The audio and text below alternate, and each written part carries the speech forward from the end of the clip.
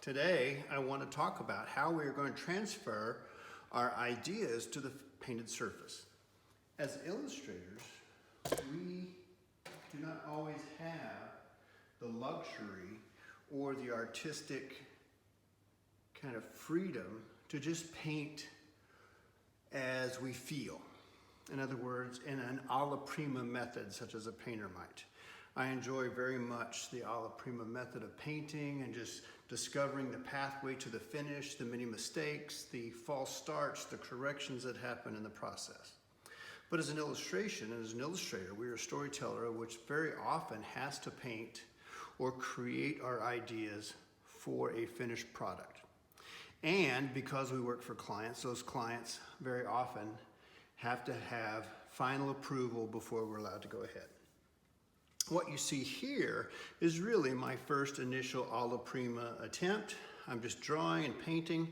I have some reference material, my imagination. I am just playing, nothing more than that. I did this actually while I was watching TV, just with a couple of number 2 pencils and a B pencil and just playing. As you can see, I had more illustration than I had surface.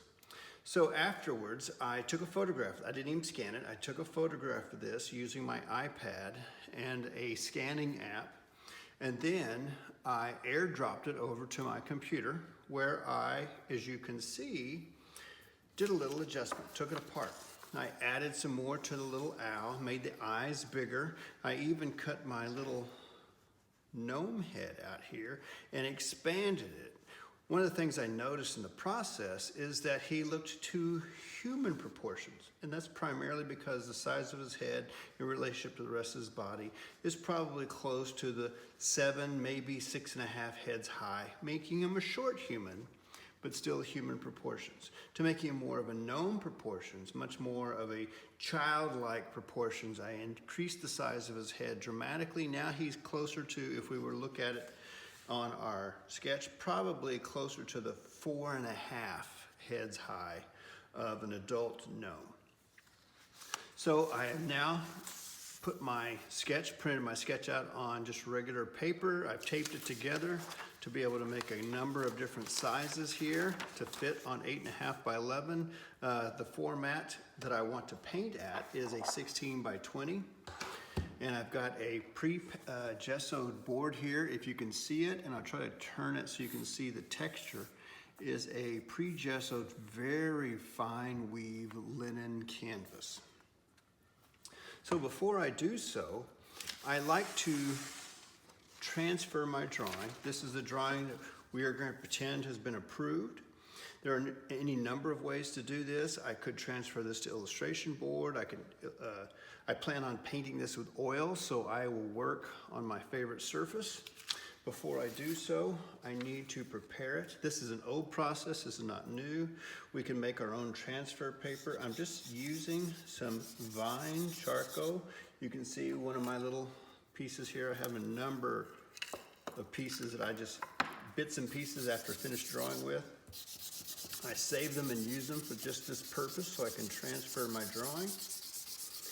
Let me just quickly put it all over the back of the area that I will be working on.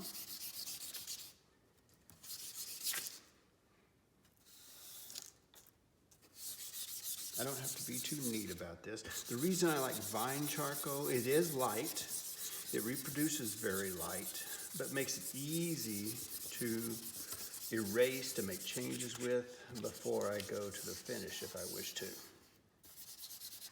I'm always trying to think of the ways to protect myself with options so that I don't have to go back and make more work for myself.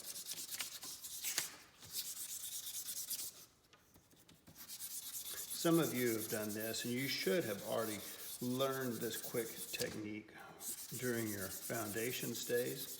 One of the things you may have learned in foundations is to use graphite instead. I would suggest that you stay away from graphite. It's okay for canvases, but for other materials, graphite being very greasy, especially if you're transferring your drawing for other charcoal or pastel work, and it will act actually as a resist against much of the painting materials or sometimes drawing materials that you will use in your finished surface.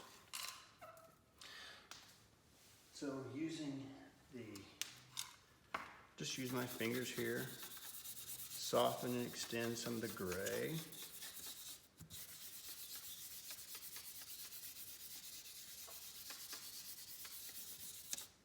So it's on all the drawing surface that I wish it to be on. Keeping paper towels close by, always handy. Keeping my work surface as clean as possible. Anybody who knows me personally knows that I keep my studio pretty fastidiously clean. It's just a personal quirk, nothing more than that. Pull out some tape. Now that I have my surface prepared, I will pull over my painting surface and very carefully place it for compositional purposes where I think it would be the best. Now just use a little blue painter's tape. I like the frog tape or the painter's tape simply because there's very little residue on the tape itself, so it doesn't leave some of that sticky tape residue behind.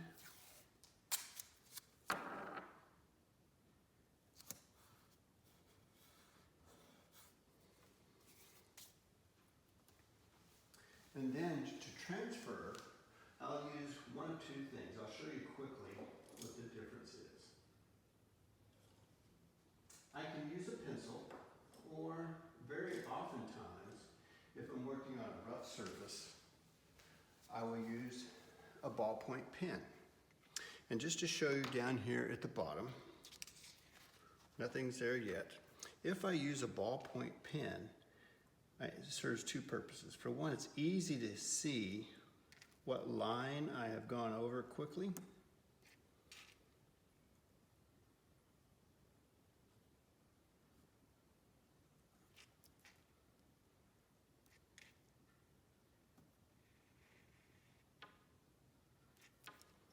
And it leaves a very crisp, but see how the gray, how very light. I plan on going back over all my work again with pencil because I want some of the pencil work to show through into my finished painting. If I use a pencil to transfer my work, it too will use pressure to transfer. It tends to be even lighter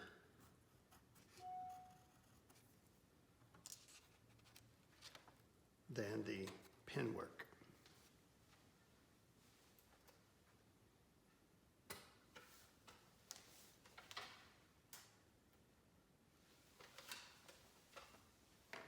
So I will just use my ballpoint pen to quickly make the transfer.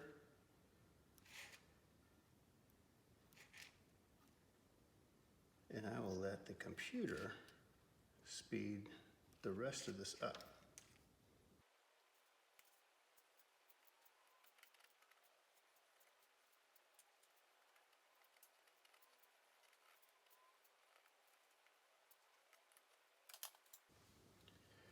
Okay, we've quickly transferred the drawing. As you can see, with my tape in place, I can quickly go back and forth. If I've missed anything, I can place my drawing back over, maybe that little area right there, just to show what I'm talking about. Come back up here. Everything is registered in place. Just be very careful about transferring my lines now. And everything that I have missed has now been taken care of. My next step will be to rework the drawing with pencil, and I'll let you see that before I start going to finish. That was the easiest part about transferring a drawing. This works so well with so many different approaches to painting, whether you're painting on canvas, whether you're painting on illustration board, whether you're painting with acrylics, gouache, whatever you happen to be painting with. Just to show you, as I pull this back once more, you can even see how easy this is to erase. I think I have a eraser right here next to me. Yes, right over here on my desk. I can quickly and easily, if I want to, erase it with very little residue whatsoever. It allows me to clean up my area around my space too.